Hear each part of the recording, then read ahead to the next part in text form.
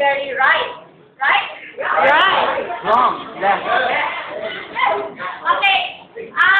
One of our members draw a candle here, which represents light, or which represents our God, our source of everything. Because, ilang Yan ba yung verse? Ano, verse? Yung your word lang.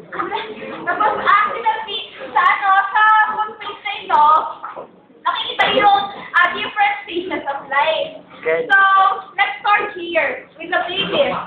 Wherein the babies, itong whole natin ito na footprint, baby ito sa lahat. Wherein the baby, na parang may freedom sila lahat. In everything they do, wala silang iisip kung sarili lang nila. And then, Hindi ko picture. as they grow up, this one, they are now teenagers or teenagers.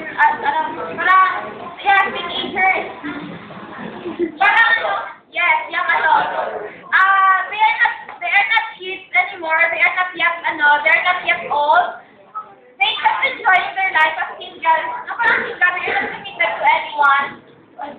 And then the last one is yung adult ka na, wherein you already achieve what you want. Sila may excellent dahil yung mga artists, yung mga sports icon natin, and then, which they represent, they have achieved what they want in their life.